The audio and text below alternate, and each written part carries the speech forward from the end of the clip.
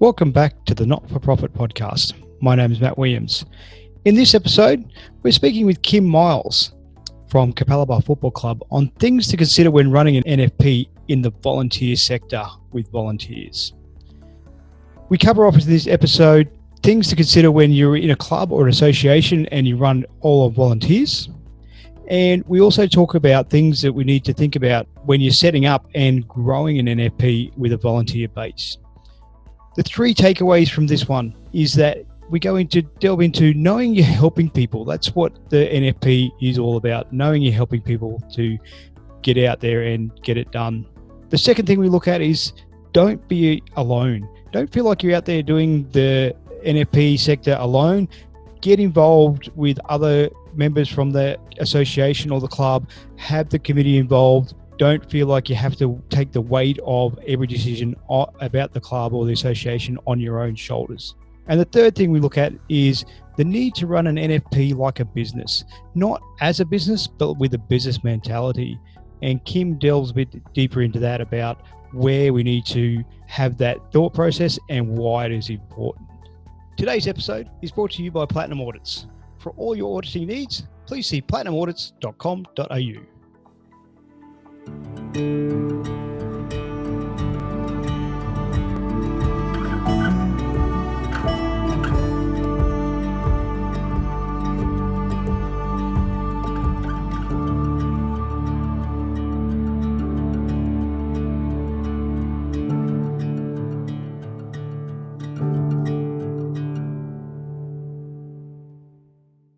Please subscribe to our podcast on iTunes or jump over to the notforprofitpodcast.com.au to grab this episode, and let's hear from Kim.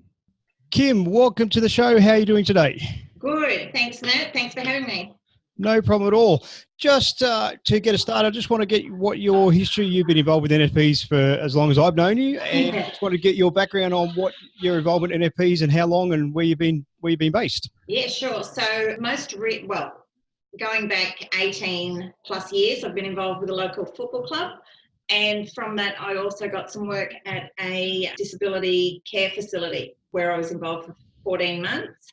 Some also off-site work with another not-for-profit shelter facility. So yeah, diverse range and a few different ones. Awesome. Yeah, I've known you from the football club, so it's been an interesting journey over that since I've been involved, and I'm sure it has been previous to that. Yeah. What made you get involved in the football club and the other areas? Football club was very simply, I always tell people, being in the wrong place at the wrong time. I happened to pass a doorway when somebody mentioned Mile, and they had this system that they didn't know what they were doing with, and I had worked with Mile for some years even at that point. So I sort of said, well, I know Mile, what do you need? And it was just like being sucked into a vacuum. And I'm still in that vacuum, but just at the top of the vacuum, ready to be filtered. So yeah, from that, contacts that I've known at the football club that worked in other not-for-profit have touched base and said, hey, I need some help. Have you got time? One lady at the club was going through a cancer treatment of her own and needed to job share. So that's where the 14-month one came in, and then others have just been word of mouth. So yeah. Awesome. A little niche. Yeah. So being in the wrong place at the wrong time, a lot of people fall into that trap, and I have in the past as well. Yeah. But at the same time, it has to become a passion at some stage. Like it was a my thing, but you don't stay in something like that for the wrong reasons. You obviously have a passion for the club and for people. What keeps that passion burning?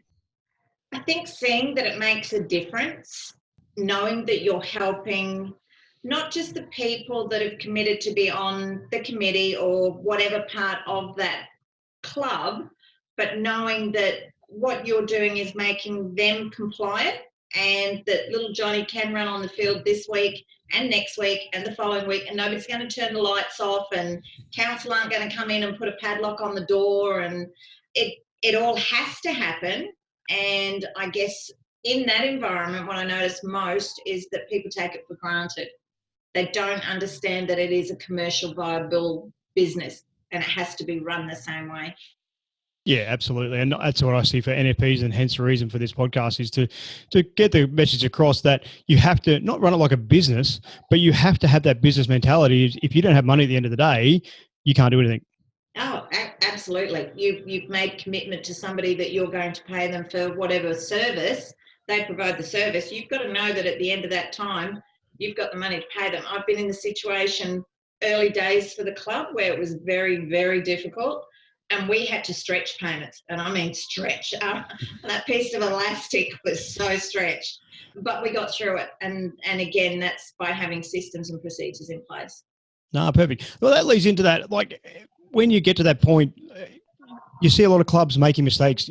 As an auditor, I see mistakes, and my idea, my job is to make sure that people are doing it right, and people get put off by auditors. But how do you learn from that, and how do you get out of that mistake? So you said systems and procedures, but when you come aboard, there was an issue there, and you had to stretch and negotiate terms, I presume. But how do you get through that? How do you get around that and make it easier? Yeah, you have to be upfront. You have to be honest. I go back to the days where people used to say, I'll post a check for you on Friday, and you knew they would, and on Monday you could bank that check. That mentality, we would approach suppliers and say, look, we need these trophies. These kids have had a hard season, blah, blah, blah, but we can't pay for it. But we've got sign on next year, and we can pay you by this day, and guarantee that that day you've got the money to them. And because you are not for profit, people allow that. They want to see the kids with a smile on their face too.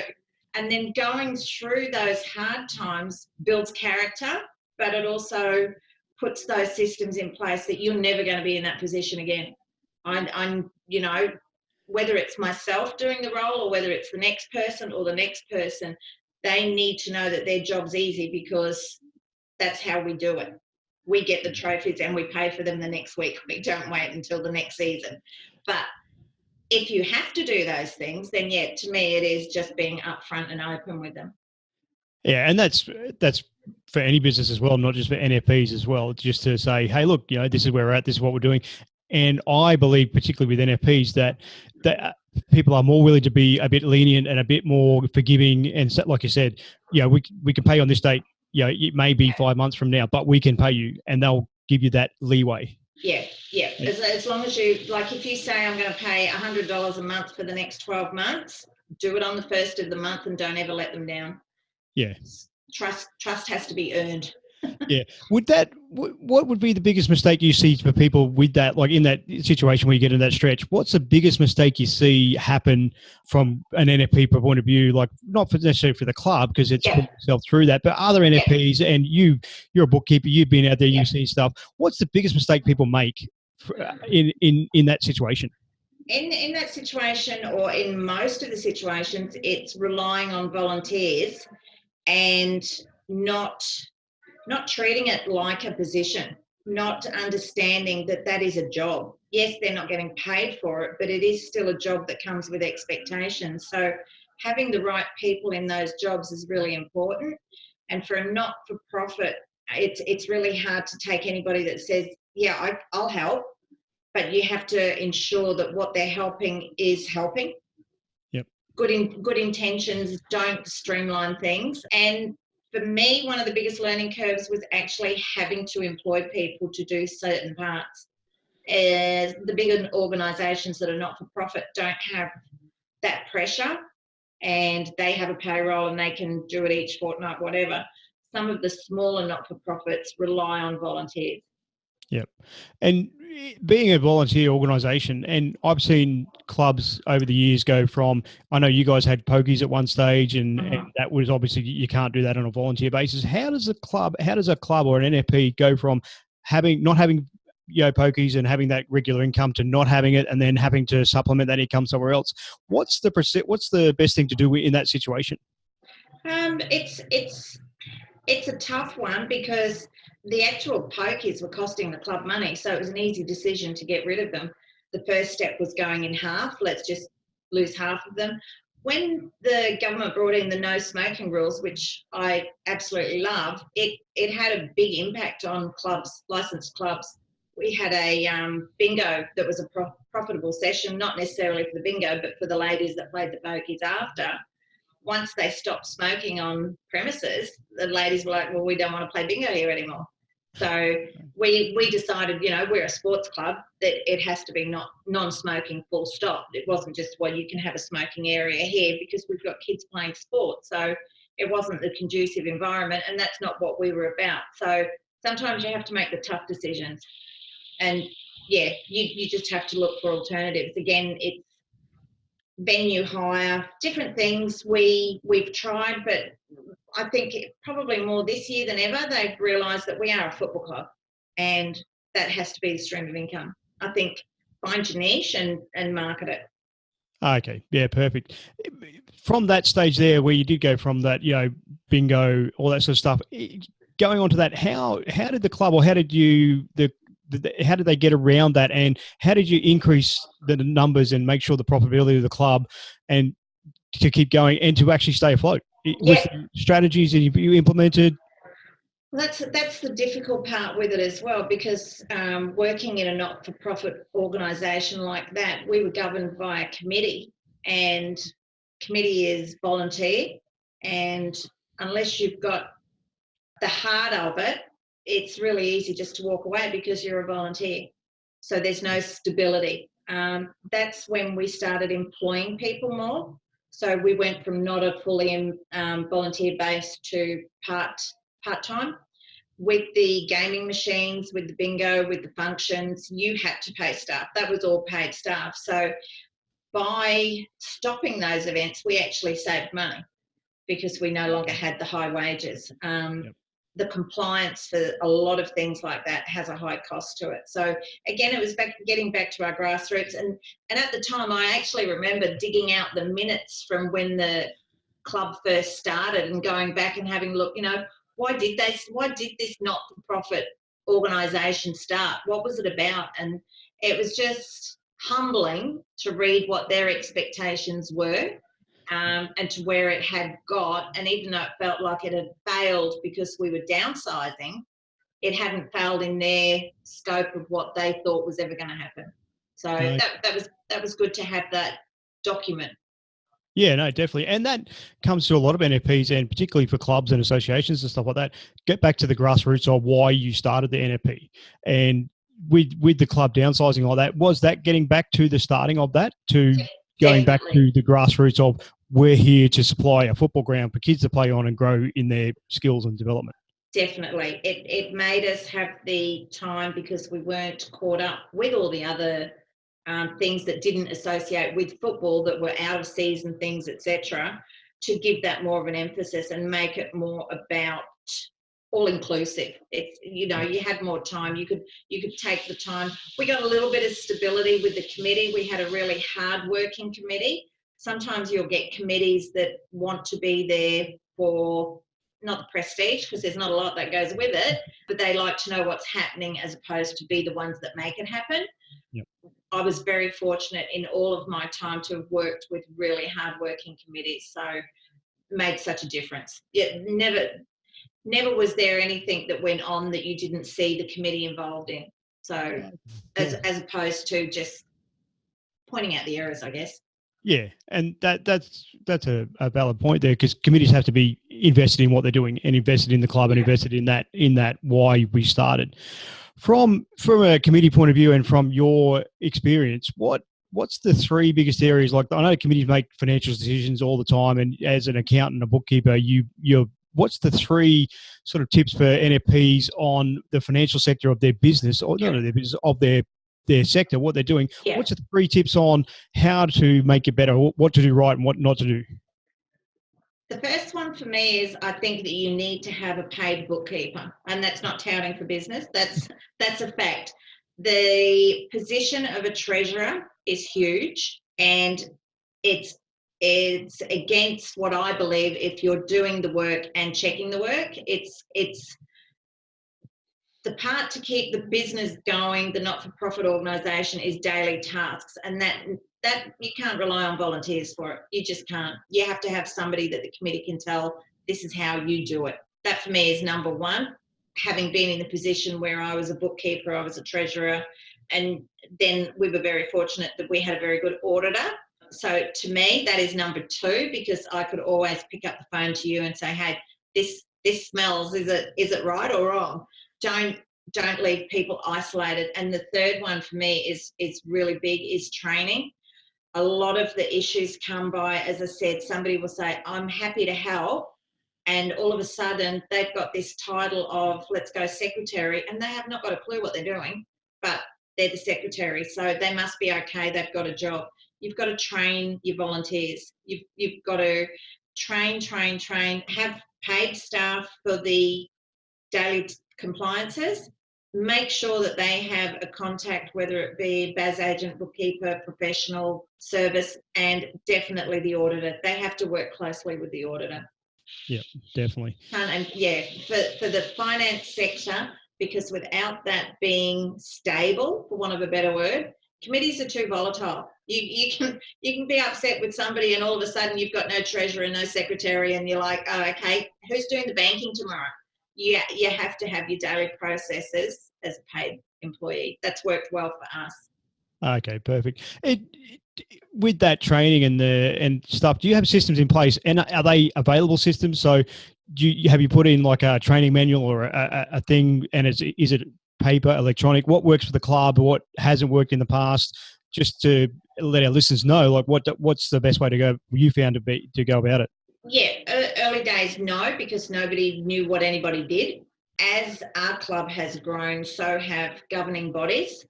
And for instance, football is governed by Football Brisbane, who is governed by Football Queensland, who is governed by Football Federation Australia. So we have 3 very large resources to tap into. And at the moment, they have lifted their compliance in the last 3 to 5 years. So we can get the resources from them. So we have documentations on what the role is of a secretary, what is the role of a treasurer.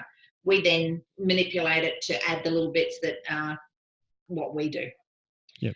The other not-for-profit organisation was totally different because it was a large business, and they had their issues as well, but not with volunteers, because their volunteers was only their committee, and their committee met once a month, but everybody at work, you would not know it was a not-for-profit. Oh, okay. It was run like a business. Yeah. It was a business. Everybody, they had a general manager, they had staff, they had care workers, they had clients. It was totally different. You would not have known it was a not-for-profit. Did you, with the comparison of the two, the club versus the business, is it one better than the other, or is it they both work for their own individual entities, or would you prefer one over the other? The club is a passion. I don't think I would be at another club. I wouldn't go out looking for another football club, put it that way. Yep. Whereas the organisation that I worked for, I'm actually just getting involved with another organisation based in Sydney that are the same support workers, etc. So that part of it, yes, because to me that's still just like another business. It doesn't have a committee attached to it. I'm not reporting. For me, with the club, I guess one of the biggest hurdles is where you have volunteer clashing with paid staff. Yep. It's in a larger organisation, they're all paid. There is no clash. It's just a monthly meeting. General manager attends and tells the committee, this is what we've done. Here's the P&L for the month. As opposed, so that, and they don't have a turnover, obviously, because they're not interacting and they're not getting their noses pushed sideways. And it is very personally different. It's a personal thing. I think if you're involved in a family club like that, you're always going to have personality clashes, and that's where the stabilisers come off of some committees. Okay. You have to be there for the right reasons, and I've always said that when you stop enjoying it is the time that you stop doing it. Yeah, no, absolutely. Yeah, you have to enjoy it. There's no paycheck. NFP it's a passion most of the time. So absolutely, yeah, and there's just so much variety. Oh, absolutely. Even from me, I'm learning so much about NFPs just starting this, so it's fantastic.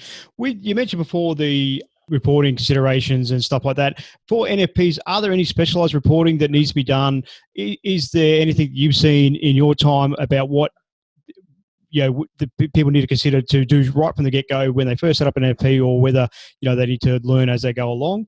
What would you recommend to people to have in their back of their mind about this is what you need to report on, this is what you need to do every month or every year or every whatever it is? For me, in the volunteer sector, it was cash flow. Yep.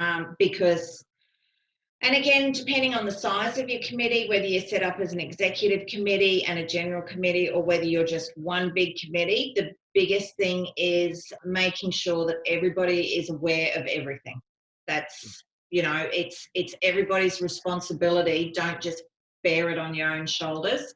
If you're a treasurer for a not-for-profit and you're losing sleep at night because you haven't paid XYZ, you need to share that burden. It's not just about sharing the good times. That is not your responsibility to make sure the bills are paid.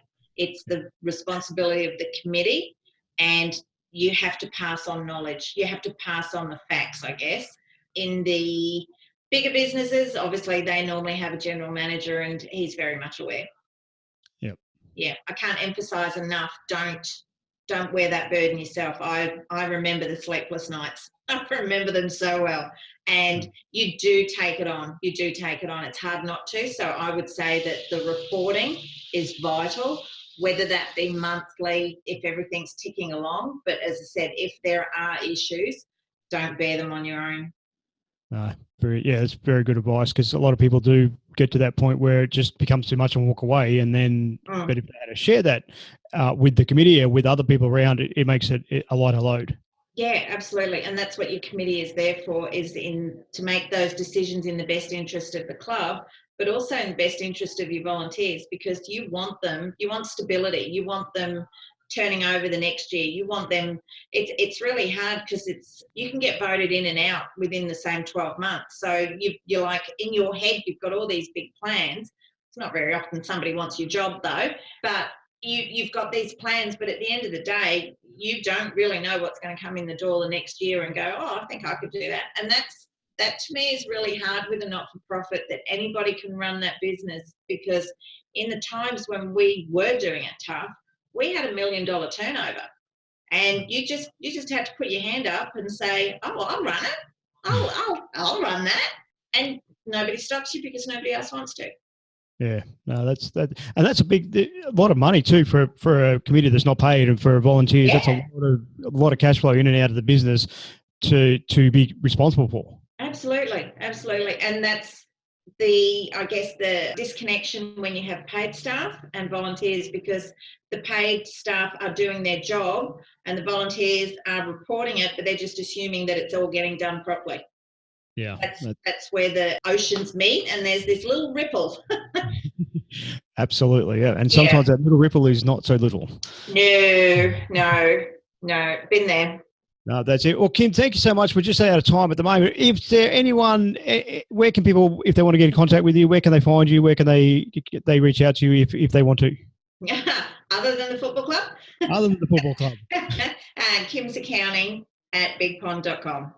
Kim's Accounting at bigpond.com. We'll have that on the show notes. Thanks so much for your time today. I really do appreciate it, and we'll be talking to you very soon. Thanks, Matt.